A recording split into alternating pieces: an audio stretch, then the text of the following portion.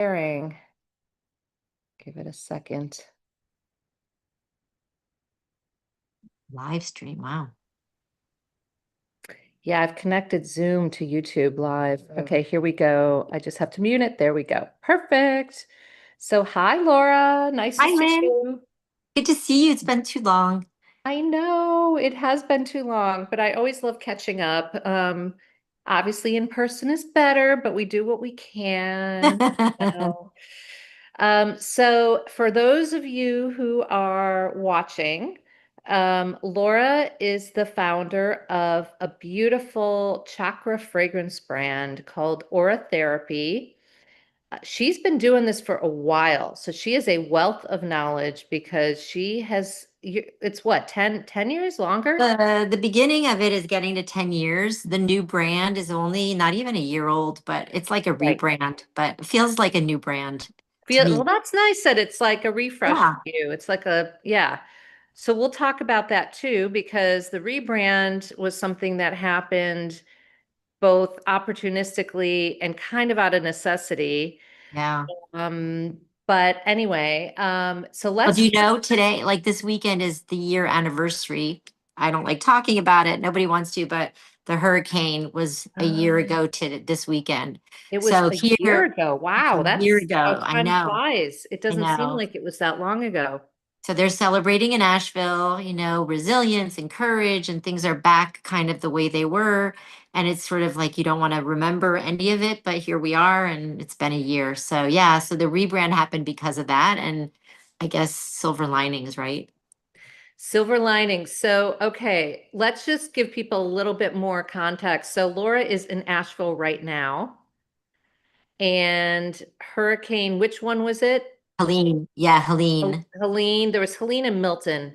Milton, I think, got Florida more, and Helene got Asheville. So unfortunately, Laura's warehouse was basically flattened by Helene. Yeah, yeah, flooded 3 units of storage with all of our stuff that we had just bought and we were scaling up. So it was like, okay, what do we do? And then we kind of knew tariffs were happening. So we also were trying to figure out when and what would happen if we needed to reorder. And we just did a 360 and decided at that moment to rebrand. We rebranded because when we went into retail, we had like the old brand and then we had Auratherapy as our aura reading brand, and we really wanted to lead with that and start fresh. So we started fresh, new company, new brand.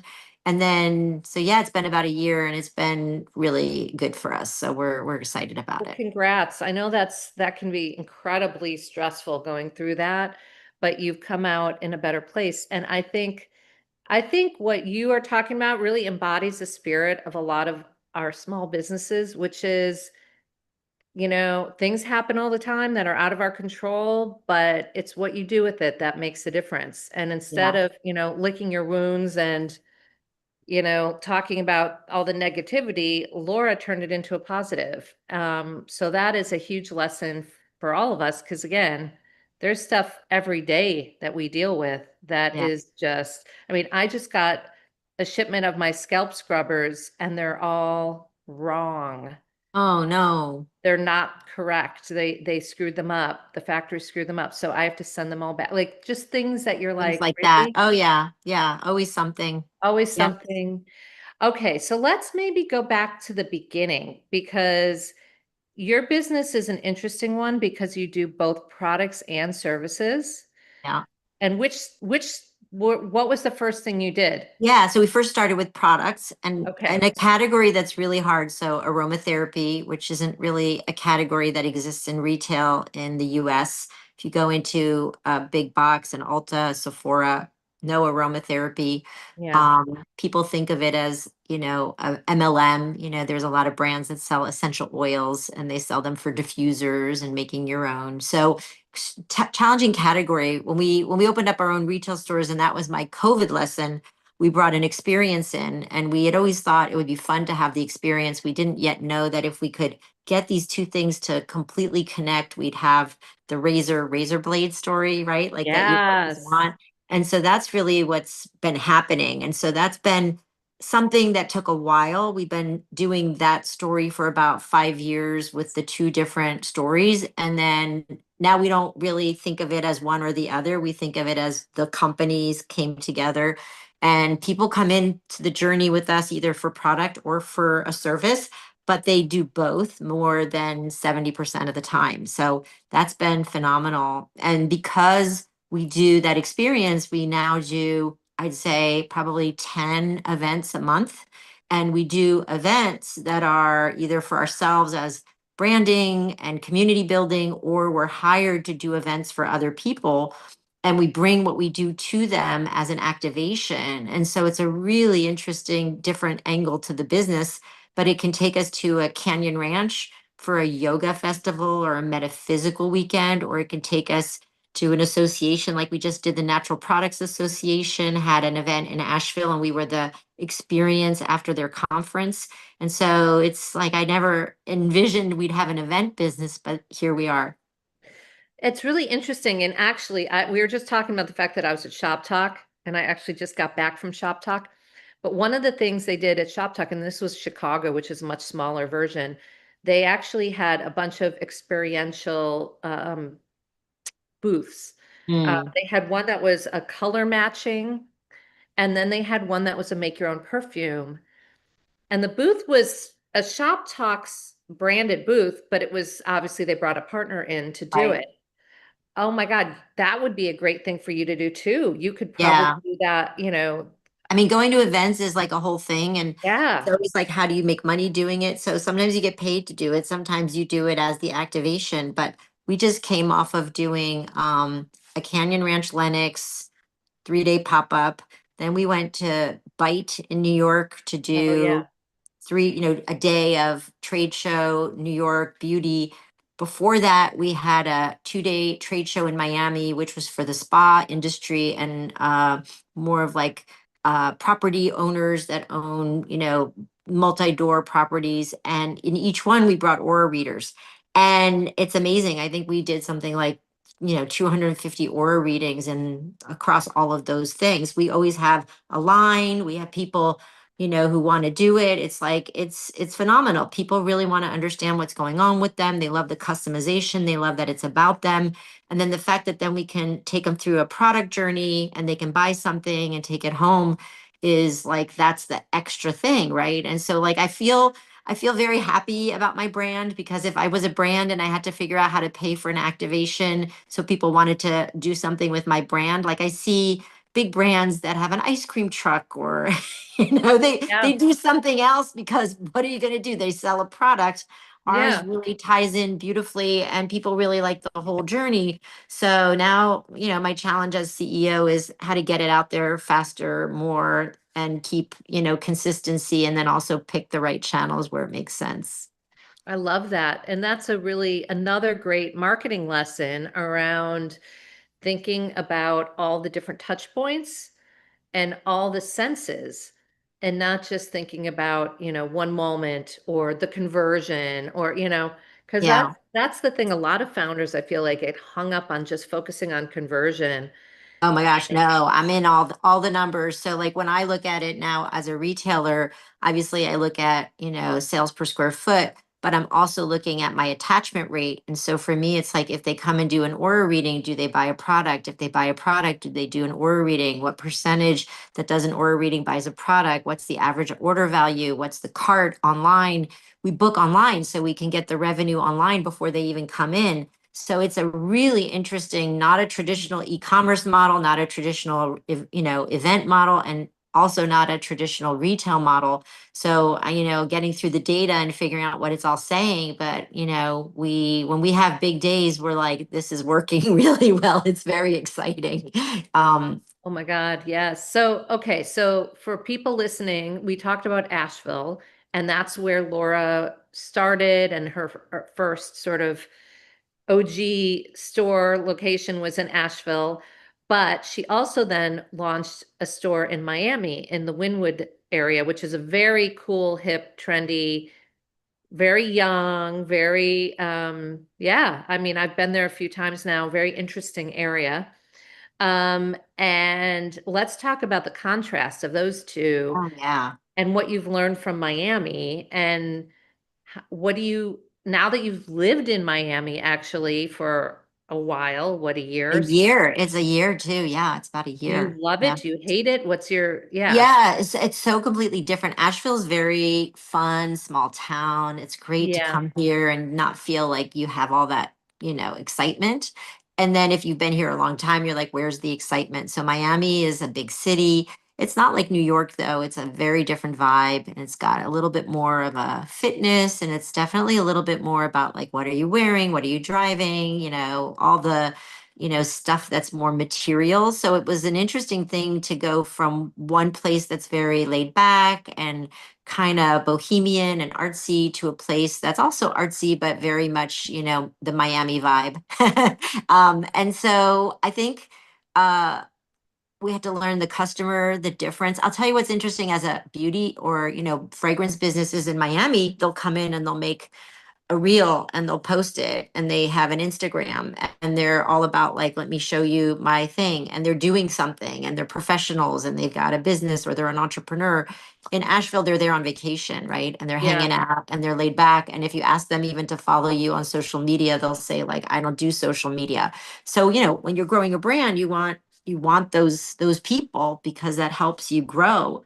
And if you get somebody who has a couple 100,000 followers who does an aura reading and posts something and all of a sudden you see your business start getting more sales, you're like, okay, yeah, that's what these other brands had. Now we have some of that too. And so that's been fun to see. And then we just have, as a brand, I'd say I'm about to not double down, but like ten times down in terms of the content piece. Because the other thing we learned from doing social media and marketing is it is completely about the content. And so we do a ton of content and we're doing even more than we did before.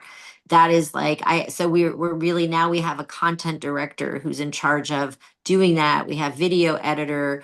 We're just building stories because the storytelling is what people see and it didn't exist before because you'd have to have the experience, but now we want you to have the experience before you even had the experience. Yeah.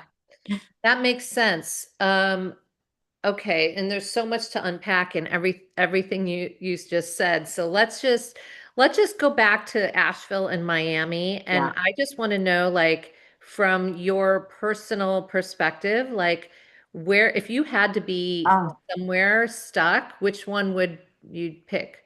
Oh gosh. Well, I've been in Asheville for 8 years, right? And I was in New York for 30. So Miami's only a year. I am gonna be spending more time in Miami. I think the winters, especially, it's not a Yeah, bad place to be. So for me at that point, that's really nice. But I hadn't come back a long time. I've only been here a couple months, but this is the longest I've been here since I kind of started Miami. And I feel different here. I mean, I definitely feel more relaxed and it's easy. And you get in your car and you drive 5 minutes here and 10 minutes there. And that's nice. There's nothing wrong yeah. with it, but I think I still need to go, go do things, being a city girl. Yeah, no, Yeah. that's a good response. I mean, it is about balance. And that's what I'm finding too, is, I bounce between a number of places that are pretty different. Yeah. And it's the difference of the places that makes it interesting. Mhm. But then you also like, again, you like the change. Yeah. So Yeah, it's contrast. And yeah, the then, contrast. you do a fair amount of traveling and I'm also doing a fair amount of traveling. I think traveling, what's interesting is, it ungrounds you, but then when you have more than one place, you're like, where am I going? And you don't always go back to the same places. So my body hasn't yet learned like to reground in each place. Like coming back here just feels totally natural. Going back to Miami, I feel like I check into a hotel when I get in my apartment. It feels like I'm in a hotel. But Yeah, then I'm there long enough and I'm like, no, it's home. But it's like your body has to relearn all the habits where, how do you get in your yeah, elevator? What's your code? Where do you park? Where do you put your keys? It's like yeah, a whole that's thing, right? true. Everything. Yeah, that's fascinating. Okay, let's talk a little bit about your products and let's go back to the beginning. Mm-hmm. Did you start with the roll-ons? Did you start with Mm. candles? What was your Oh first gosh, bit? yeah. So this is a really interesting evolution. When we started, we had a roll-on chakra collection, and then we had some, or what we called at the time room sprays, their body and Okay. room sprays. And that was it. That was the line. And we couldn't sell chakra because nobody understood what it was and where to put Mm, it and why you needed it. And so we did a lot of research and we were thinking, okay, aromatherapy really is about helping you change how you feel. So we created a whole mood story. So we had mood boosts and chakra boosts.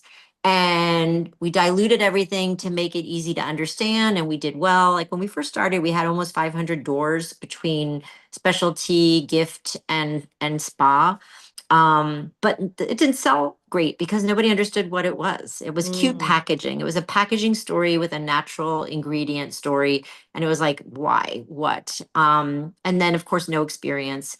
So when the stores opened, which is about 4.5, 5 years into that journey, and COVID happened all at the same time. mhm. Um, and then we just had that product and we tried to sell it, and it wasn't an easy sell, but we had a cute little store. And then when Jim, my partner, came in and he started doing the aura readings, and the aura reading software we had a chakra line, it became, oh, look, here's these chakra products now. But the packaging, everything wasn't really designed to tie in. It was like very much about more of a giftable thing. So we redesigned the packaging, integrated the two things, kind of created this whole experience, and then we walked completely away from the mood story. But in the back of my mind, I always knew the mood story was interesting. I just knew that it needed to be done differently. Yeah, So, da-da, here we are today, and yeah. we are launching a new brand and a new collection called Moodzee. And Moodzee is what I learned from 10 years in the aromatherapy space, which is how do you bring aromatherapy to Gen Z, and how do you tell it in a new way that's completely different, and you simplify the story. So I'll just show you because I just got all my Yeah, samples in, and you were talking about that. So the hardest part of this was designing it. So this is a Moodsey box, beautiful. and it's beautiful, and then inside it tells the story of the product. It's all single note essential oils that are pre-blended, and then we have this super cute bottle that's pill shaped, that's Mhm. just so fun, easy, chunky roller ball. And so people understand Oh, it. We yeah. don't So even cute. say roll on anymore. We're using other language. So we say swipe, and Oh, yeah. borrowing from, Tinder. And and then we said, okay, this is really great. It comes with a little stand that it stands up in. The stories are very much like, how does this help you with your moods? And then we decided, like, you got to take them with you, of course, because that's a really fun thing. So we created different accessories. So we have keychains and bags and that kind of thing. And so each product That's now has very trendy. accessories. Yes, Yep. very trendy, very cool accessories, Yes. little leather bags that you can tie on your purse and put your moodsies in. And we just showed this at Bite, and everybody went nuts over it. So it hasn't launched. It's kind of pre-launched, and it's coming out in about a month. And it's fun, and it's, exciting to have a new brand and to be able to try to tell this story that's a different story than chakras, which is very unique and a whole other business. So, and it also brings us to different channels because this is definitely more of a big box, multi-door specialty retail story that's mass and volume. And chakras are probably more like a spa and retreat Yeah. and event. Yeah. Yeah. This feels more social for Mm-hmm. sure. More Mm-hmm. sort of, you and your friends, and, each person has their own. Because how many do you have? You've got a bunch. We have 6 scents in the single note Okay. and 3 in the performance blends. And so, you describe like finding opportunities. And so I saw a bid for a proposal, and it was a corporate proposal for gifting, and it was about the soccer, FIFA and that kind of thing. And I was like, oh, I always envisioned the blends that we have that are called Drive, Reach, and Focus being really Yeah, great for athletes, but like who has time to go figure out how to do business and sell in those channels? And like, where do you sell if yeah, you're with athletes? So I just finished the proposal and it just opened up a whole new thing, which is we're now creating a story that's athletic and sports, and we're going to have bags and keychains that have balls, tennis balls, soccer balls, footballs, basketballs. And it's a story for athletes, and they have different kinds of keychains and different kinds of bags. And all of a sudden it's like, oh, this can go a lot of different ways. And so that's the part I think I love the most about the business is the branding and also the product development. yeah. And the sales and marketing, of course, that is why you do it. If you can't do that, that's not going to happen. You're not going to do it much longer. But just yeah, we'll see how it goes because it's very challenging today at retail, as you know, which is why you're doing what you're doing, which is so fabulous for indie brands, is we have to develop new channels to grow and thrive that are not the traditional specialty and big box because many small brands go there to die. That's what people don't fully realize, whether that's founders, consumers, whatever, is that those big box channels are not set up for brand discovery for indie brands. They say Wow. they are, some of them want to be a discovery place, but it's really about discovering other huge brands. And by the way, now I feel like you go into a Sephora, Ulta, Target, they all start to look the same. Yeah. You Yeah. know, a lot of the Yeah. same brands. It used to be that a brand had to choose, like you were going to be in this one, Yes. And not the other. Yeah. And not they, the yeah. other. And now Yeah. it's like the Wild West in so many ways. But for small brands, it literally can put you out of business because if you go into these big channels and you don't meet their requirements in terms of what they call velocity, which is how much product turns over, they'll kick you out. Yeah. And And you so, can't do it unless you're, that's why the celebrity brands and the yeah, brands that are backed by venture or deep pocketed, CEOs or, or there's groups that create brands that are groups, that have experience in the industry. All of these people, they understand the marketing first piece and the product has to be somewhat good, but they sell a lot of product that is not that good. But they right. have the marketing piece really nailed down. So I think, yeah, I think it's like the consumer needs to understand and learn a little bit more about like where the value is along the supply chain, and the value is probably not in the one that's the one because they're putting so much money into the publicity and the marketing.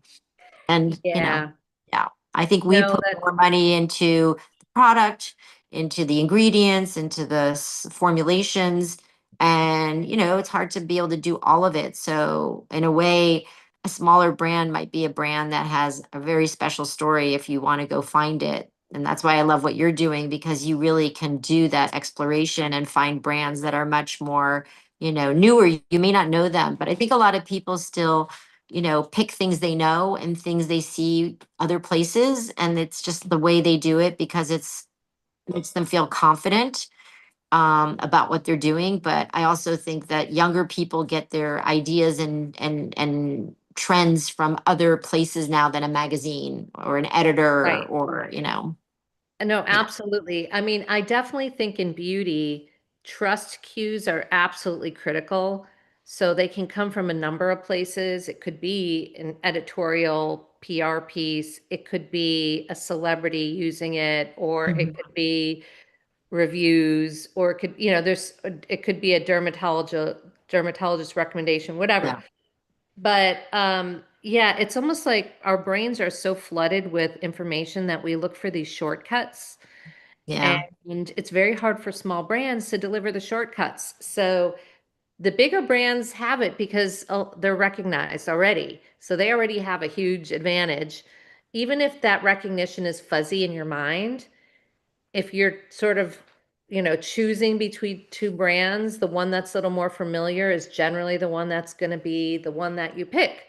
Yeah. So it's tough. But yeah, Yeah. you're right. Like for us, our model with the Power Beauty Collab has been to try to find partners that are also small businesses where we can go in there and complement their whatever they're doing, and offer their customers something new and interesting. And the thing that I do feel really strongly about is that the brands that are in the PBC, which including yours, have such great products. Like we don't have any brands where I feel like, oh, they're Yeah. like, I love the founder, but the product's not so much. I really don't have that. Uh, Yeah. if anything, it's the other way around. I use so many of the products from the brands there and have come to love many of them. Face products, some makeup products, some lip products. Yeah, I've experimented with different ones when we had them in the store in Miami, and I'm not a big beauty consumer, and I was like, I don't need that many lotions or creams, but I tried different ones and I was like, ooh, I really do like this. So I think that's how you Yeah, discover. I think it's just there's a lot of categories in beauty that are really challenging because they're so oversaturated. And I do think you can have mini niche stories that are successful, but I think again, as entrepreneurs, being niche is being niche. And if you try to be niche and think niche can get big, that's the mistake, right? So like yeah, very careful about like, totally agree with that. oh, going past something that really isn't designed to be for everyone, that's where you get into trouble. Yeah, I think a lot it's a balancing act, right? It's a very fine line to walk because you want a differentiated positioning, which, is hard, especially in categories that are so crowded and everyone's done everything, it feels like. So the stuff that is different tends to be the stuff that's on the fringe or the more Yeah. niche. Yeah. And so it's like you're solving one problem by making something nobody else has done, but the other problem is, well, maybe there's a reason nobody else has done it and it only appeals to like 10 people. Yeah. So Yeah. yeah, Yeah. so it's Yeah. tricky. I mean, and I have a little bit of that conundrum with my hair care because on one hand, we formulated to really work for virtually every hair type and texture, and we wanted it that way because I'm a big believer in simplicity, having worked on Yeah. L'Oreal, Nexus, other big brands where they're not simple, Yes. have way too many choices, it's way too hard for the consumer, and I wanted to do the opposite. But the flip side of that is you have people going, oh, well, it's not for my hair type because there's no way Right. that Because now something they that niched works it. Yes. for Oh my gosh. everyone could work for me, and it's like, Yes.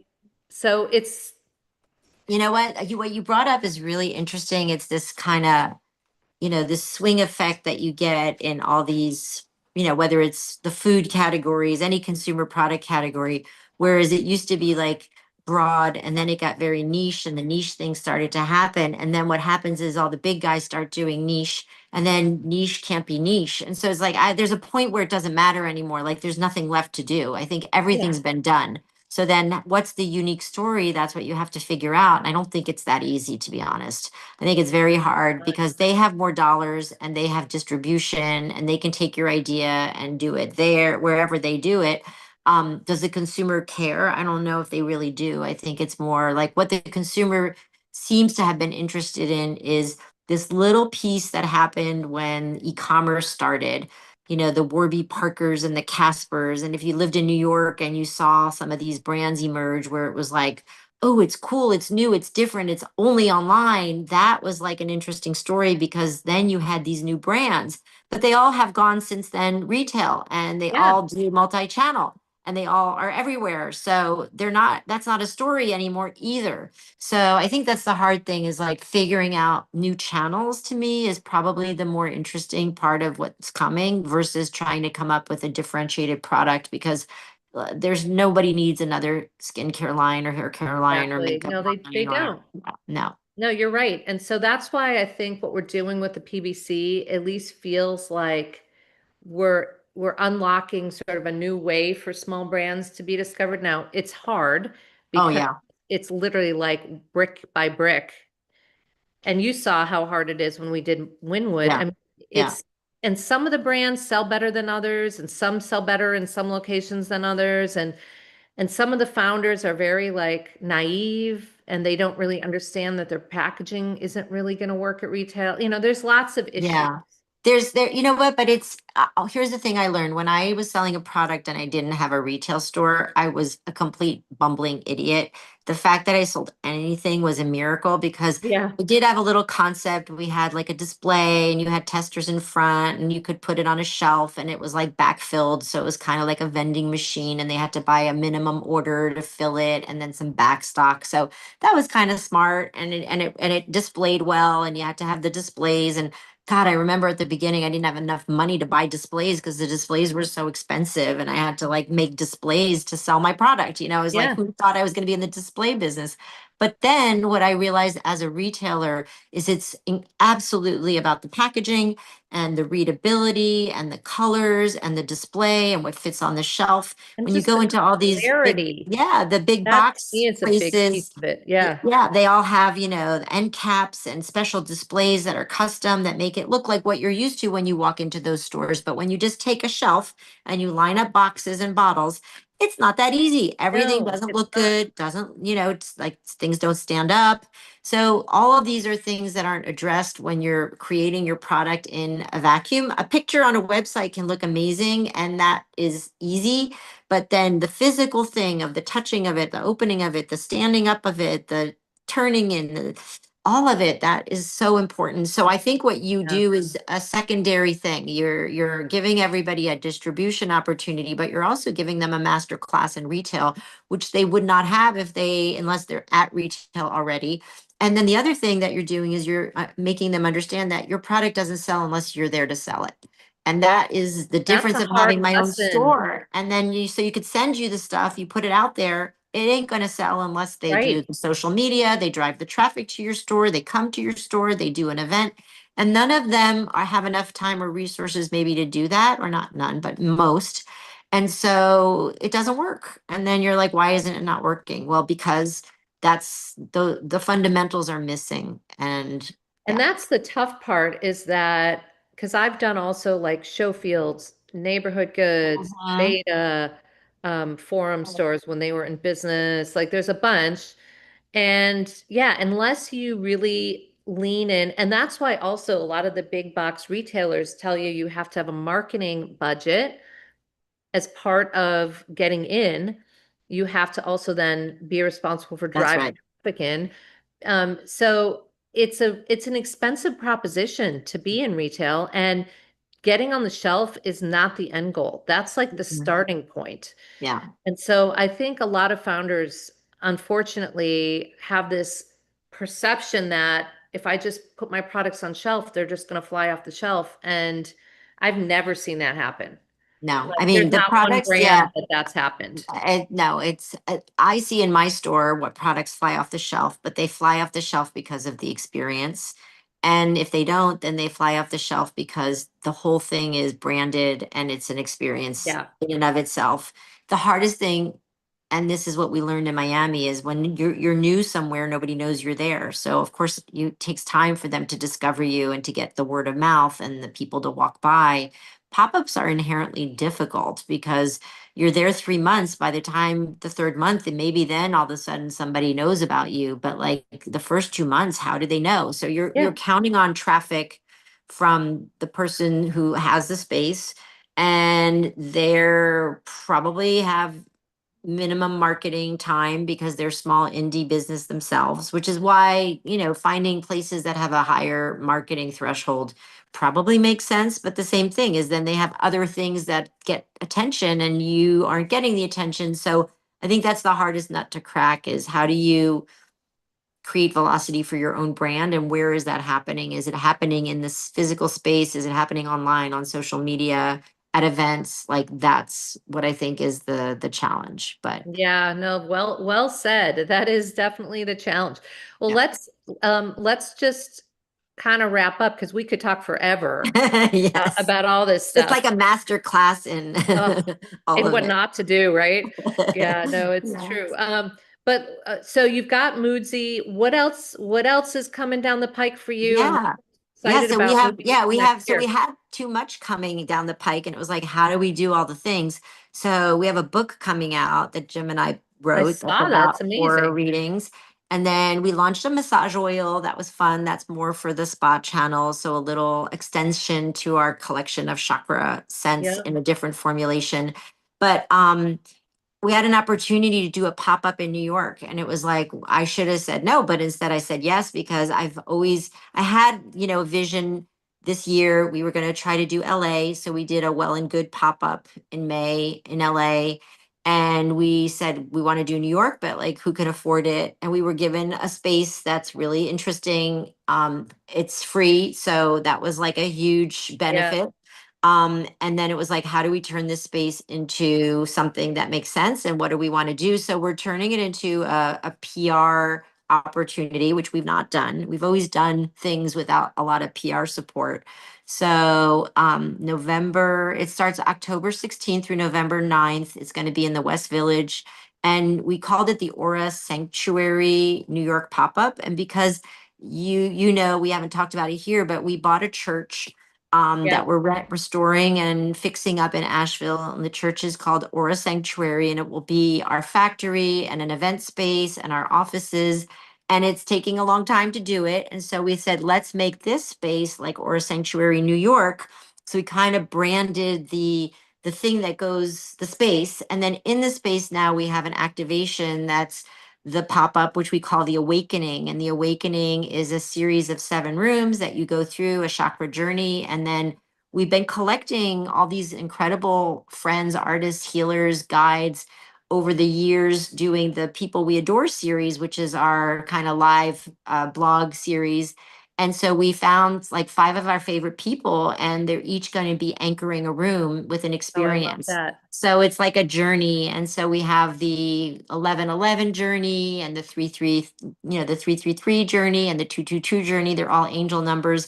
And then each journey is you pick what activation you want, and then there'll be a little store in the front. And so we're going to do that. The difference this time is we hired the big PR firm, which was kind of, something I didn't feel I was ready until now. And so we'll see if that works, because that was Yeah. always the other question is like, when you do PR, does it actually Yeah. do Yeah. anything? But a lot of this is pay to play. So if you don't get the PR, then as you know, most of the stuff you see in all the editorial, somebody paid to be there. So the Exactly. other alternative is to get them to write about you. So experiment number 100. This one's a big one, and we'll see how it goes. But it does require I'm in New York for a month, which is a big fun thing too. And I have a grandbaby, so I get to see my Yay. grandbaby a little bit. So that's what I do. I mix the work with the family and the personal, try to get it all to line up as best you can, and then say yes to many things. My approach as well. And I think we're very like-minded in that way. And I think it's pretty much worked for us. Yeah. So that's amazing. Well, I hope to see you in New York. It sounds Yes. like an amazing activation. And thank you so much for joining. And just let's remind people where they can find you. Yeah, come to Asheville, and we're downtown Asheville at the Grove Arcade, or in Miami in Wynwood. And then in New York, we're going to be on Sullivan Street in the West Village. It's going to be between Bleecker and Houston. So really fun neighborhood. And then you can find us online at auratherapylife.com, and on socials, Auratherapy Life. Yay. All right. Well, we will do another one of these after your New York experience to just do Yeah. how did it go? Because I would love to hear Fantastic. that. Yeah, and we never got to chat, but part of this is I can only do a month, but the space will be set up. And so we never got a chance to talk, but if I can extend till December, which I'm being told Yeah. we could, I was like, what could we do next? Because I don't have the energy to hold fort, but maybe we can do a PBC in New Yeah, I York love that. and figure out if that makes That would any be sense. awesome. All right, so we'll have to talk. All right. Well, thank you so much. And I'll talk to you